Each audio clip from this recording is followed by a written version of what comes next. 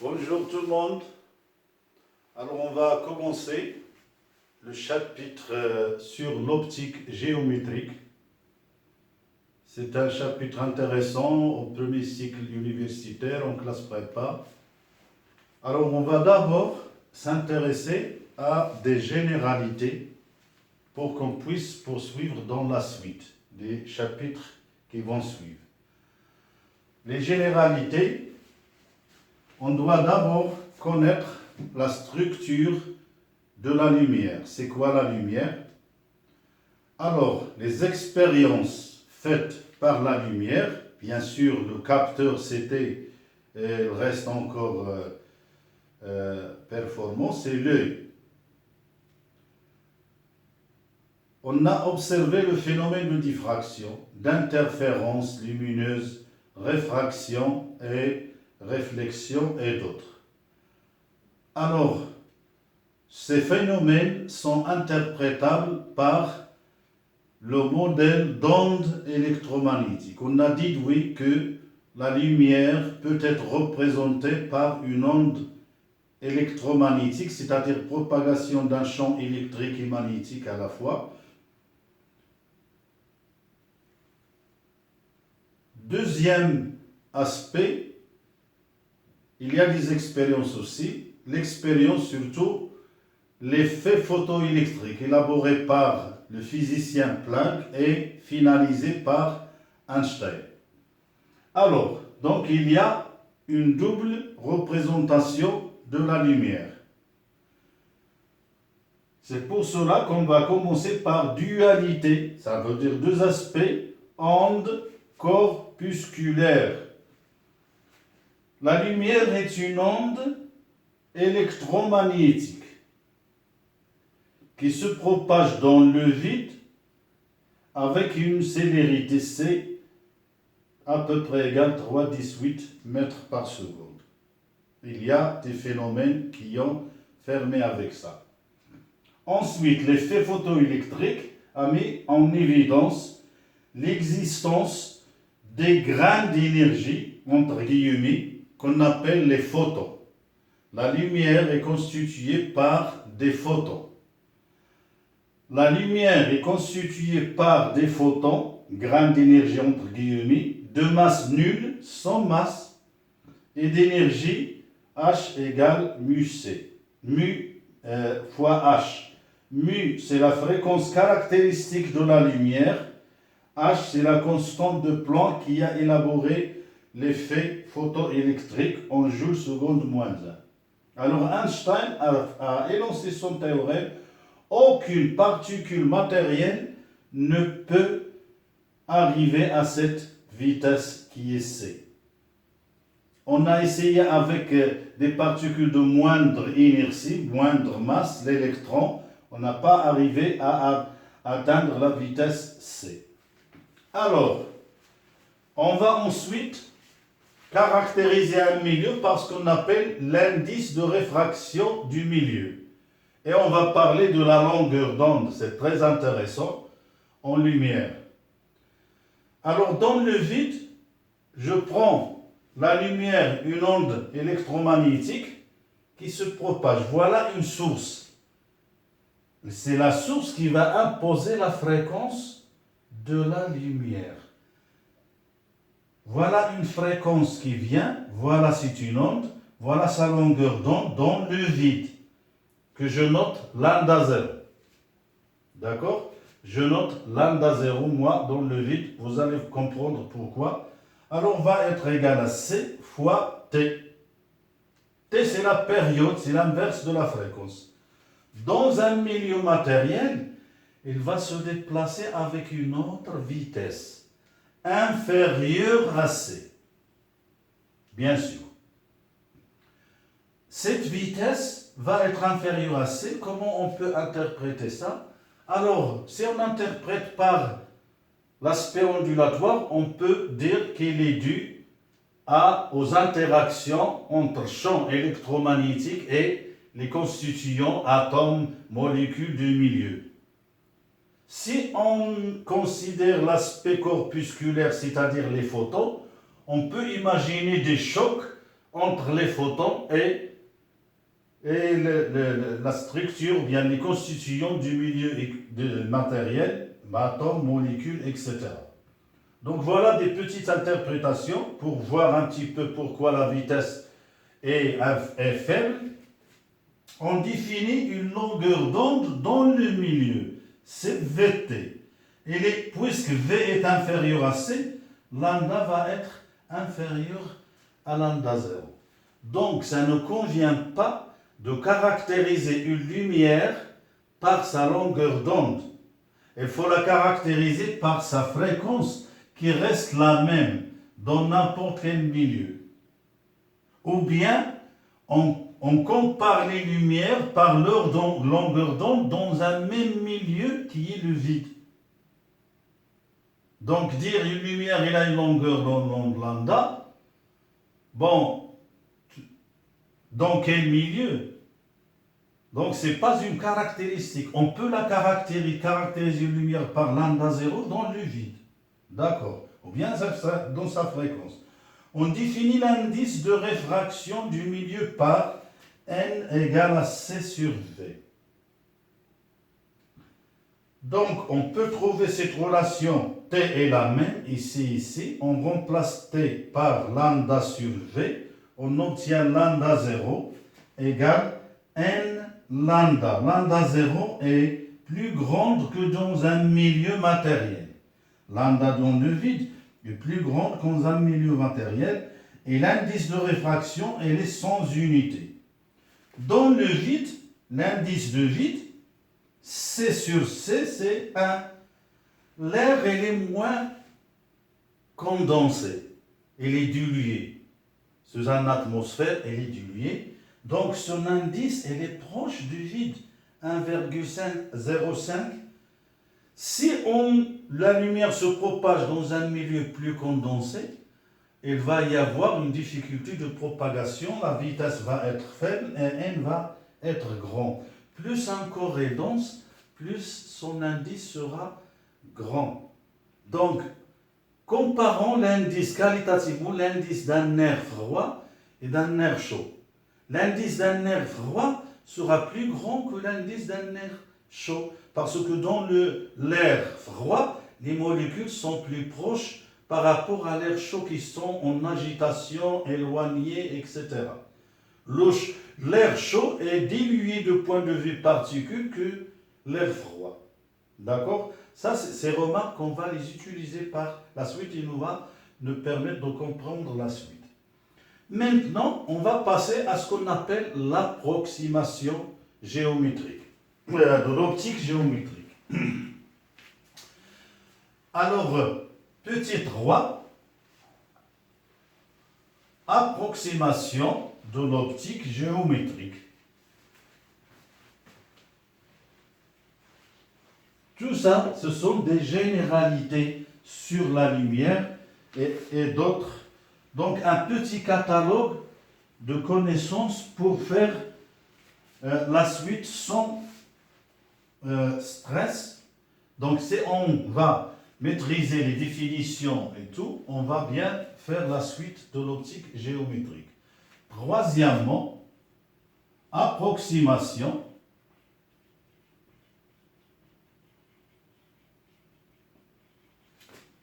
de l'optique géométrique. Géométrique, c'est géométrique comme vous le voyez mathématiquement. On va voir. Géométrique.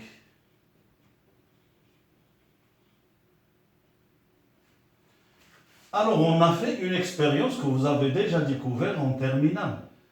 On fait un écran opaque dans lequel on fait une ouverture. Et on apporte une lumière monochromatique de longueur dans le vide, lambda 0. Alors j'utilise du rouge si c'est possible.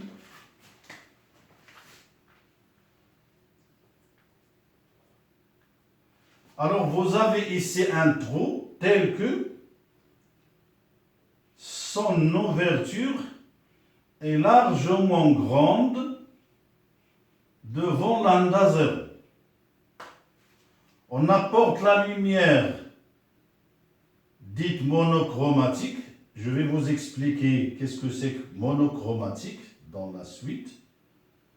Voilà les rayons qui sont qui tombent en dehors du trou, bien de l'ouverture, ils sont stoppés.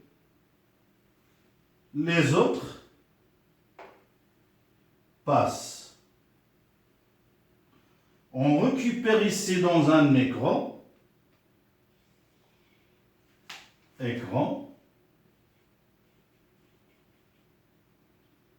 ici plan opaque, plus le trou bien sûr, bien l'ouverture.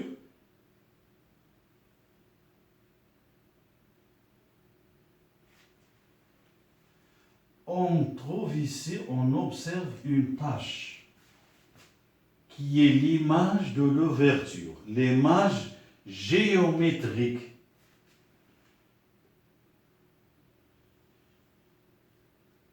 Une tache éclairée qui est l'image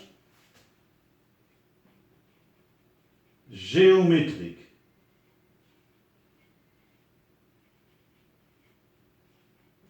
Alors, jusqu'à maintenant, ça marche, c'est bon, la lumière qui tombe dehors de l'ouverture, ça ne passe pas, le plan il est opaque, ça marche, on est content. Mais, lorsqu'on diminue ce diamètre de cette ouverture, qu'est-ce qu'il va se passer?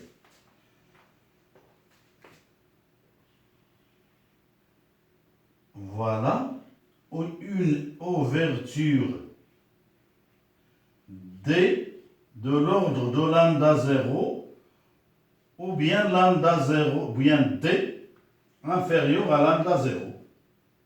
Tout simplement, D inférieur à lambda 0.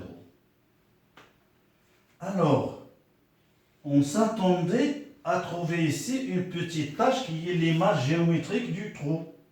Mais c'était pas ça. Depuis longtemps. Voilà. Des rayons qui viennent ici, comme ça. On obtient ici une tache éclairée. Mais de part et d'autre, il y a d'autres choses à voir. On a trouvé d'autres petites taches. Ou bien, sur un plan perpendiculaire, on trouve ce schéma-là. Voilà l'écran, voilà le milieu, voilà la tache centrale et un anneau sombre, pas de lumière, un autre anneau éclairé. Un anneau sombre et un autre anneau éclairé. Je ne représente pas l'intensité, mais l'intensité diminue de la tache centrale aux anneaux éclairés. C'est le phénomène de diffraction. Alors, on a essayé d'interpréter ce phénomène. C'est l'optique physique, c'est-à-dire en considérant la lumière une onde électromagnétique, on peut aboutir à ces résultats que vous allez découvrir en deuxième année. D'accord? Vous allez démontrer ça avec des équations et des intégrales. Tout va être clair. Donc pour nous, si on veut fabriquer des images, des objets ici, qu'on obtient leur image ici, on ne doit pas travailler dans ces conditions. Parce que les détails vont se mélanger ici. On aura d'autres superpositions de beaucoup de phénomènes optiques. Ça va fausser l'image. Alors, pour s'approcher d'une image plus nette d'un objet ici, on va rester dans cette condition. C'est-à-dire, on va utiliser des instruments d'optique dont les ouvertures sont largement plus grandes que lambda 0 pour qu'on n'aura pas le phénomène de diffraction qui va fausser les détails de l'image qu'on veut. L'image de notre visage, par exemple. Vous allez découvrir ça dans les prochaines vidéos. Alors, c'est ça l'approximation de l'optique géométrique. Ici, c'est comme des courbes. On a tracé des courbes, ça passe pas, c'est bon. Ici, il faut donc mettre en place une certaine analyse, l'optique physique et la notion d'onde électromagnétique pour interpréter ça. Donc, tant qu'on reste ici, on peut réaliser des images fidèles à l'allure de l'objet, etc. Bien sûr, on va discuter donc dans les prochaines vidéos comment on va faire. C'est ça l'approximation de l'optique géométrique, c'est travailler dans ces conditions. Et on va représenter les rayons lumineux par des droites et des courbes géométriques. Rien de champ électromagnétique, que de géométrie, des rayons lumineux, etc. C'est ça, optique géométrique, représenter la lumière par des rayons lumineux. Qu'est-ce que c'est qu'un rayon? Bon, je fais la conclusion d'abord. Alors, conclusion.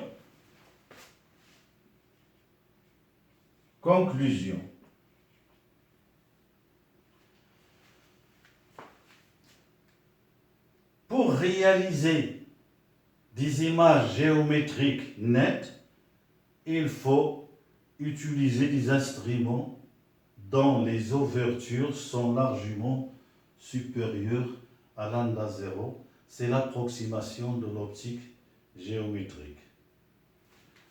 Donc, approximation géométrique.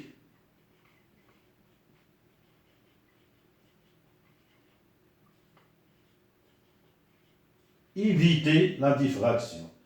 Géométrique égale utiliser des instruments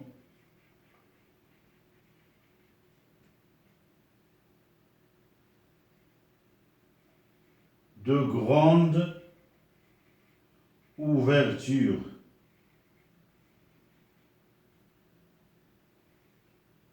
D très supérieur à lambda 0.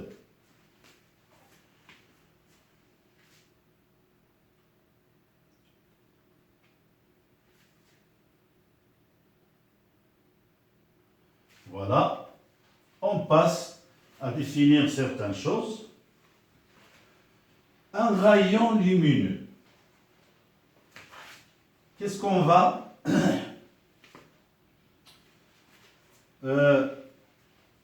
considérer comme un rayon lumineux?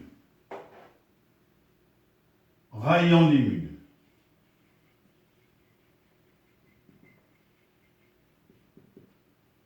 C'est un faisceau de lumière très fin. On peut le représenter par une droite ou bien par une ligne curviligne. C'est géométrique. Ça dépend du milieu où on est. D'accord? Donc c'est un faisceau lumineux. C'est un faisceau lumineux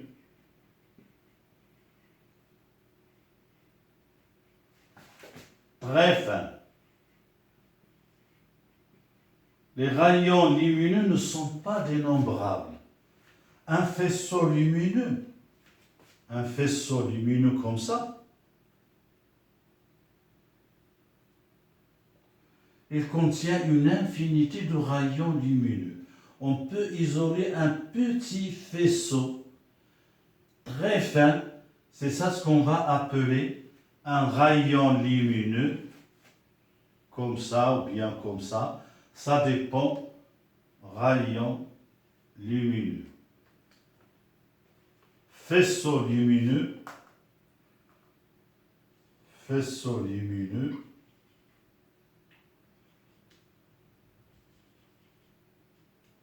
rayon lumineux.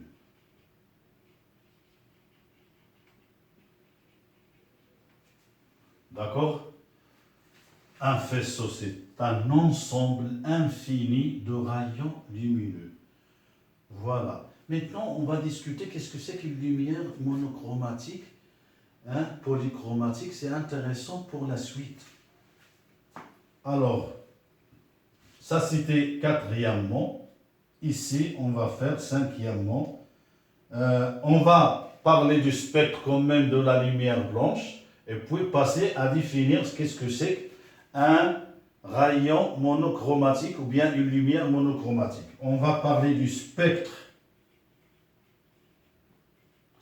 de la lumière blanche. J'efface. Cinquièmement, ici,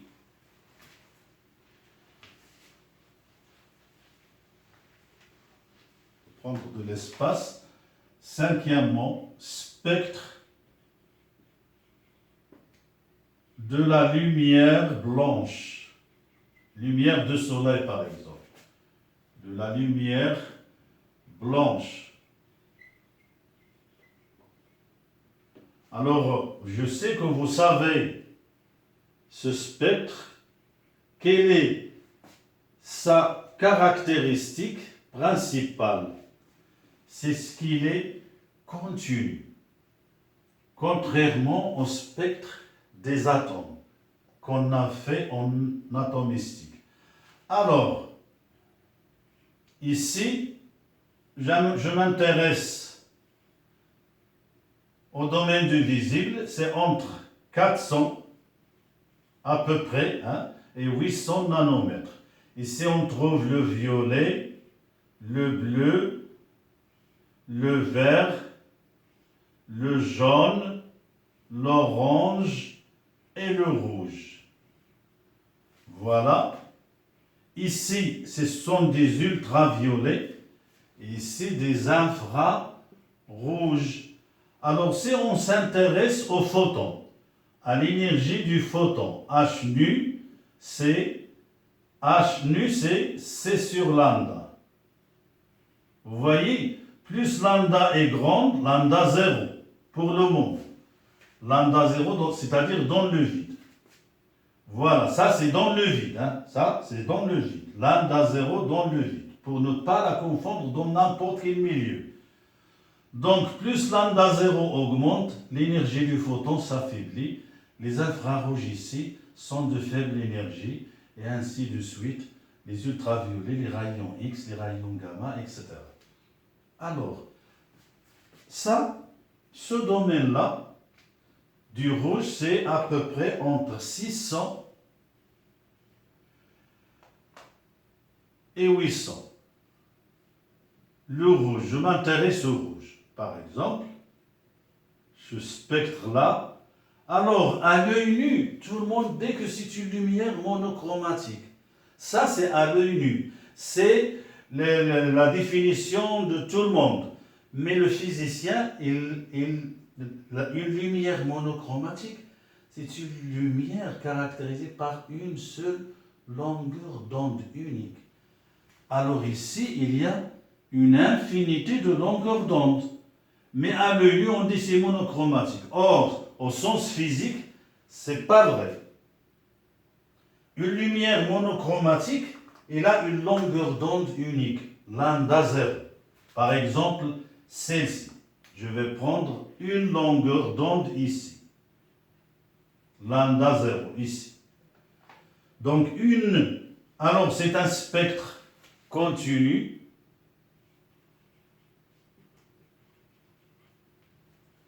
Une lumière monochromatique, au sens physique, est caractérisée et constituée, c'est mieux, est constituée par une seule longueur d'onde dans le vide.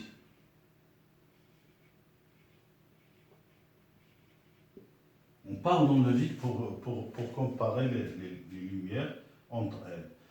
Mais cette lumière, c'est pas évident de la fabriquer. Il faut un matériel sophistiqué et un labo spécialisé et tout.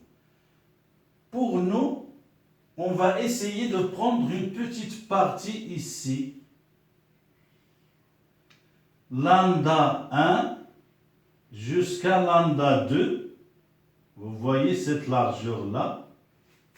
Largeur delta lambda 1, 2 doit être très inférieure à cette delta lambda du rouge par exemple, delta lambda du rouge. Lumière rouge, lumière rouge, lumière rouge. Delta, ou bien lumière monochromatique,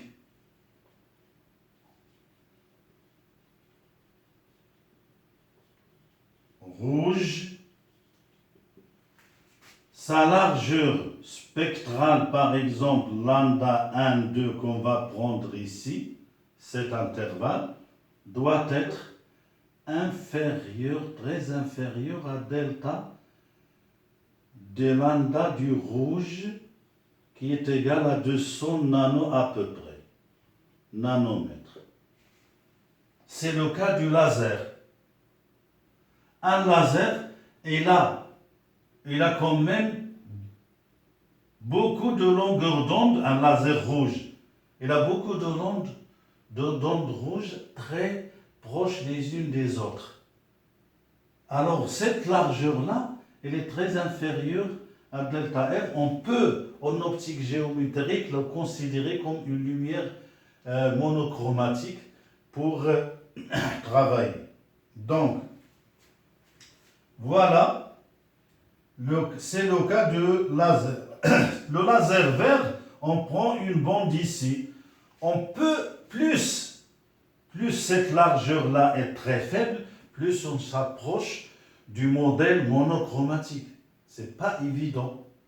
D'accord? Mais quand même, si on prend une petite largeur ici, c'est suffisant pour, dans beaucoup d'expériences, qu'on peut la considérer comme lumière monochromatique. C'est le cas des lasers. Voilà. Donc lorsqu'on va dire monochromatique dans la suite, c'est au sens physique. D'accord? En laboratoire, on utilise des lasers. Bon courage. On va donc, dans la vidéo suivante, on va entamer les lois de Descartes, puis faire des définitions nécessaires pour la suite. Vous serez les bienvenus pour regarder cette vidéo. Merci.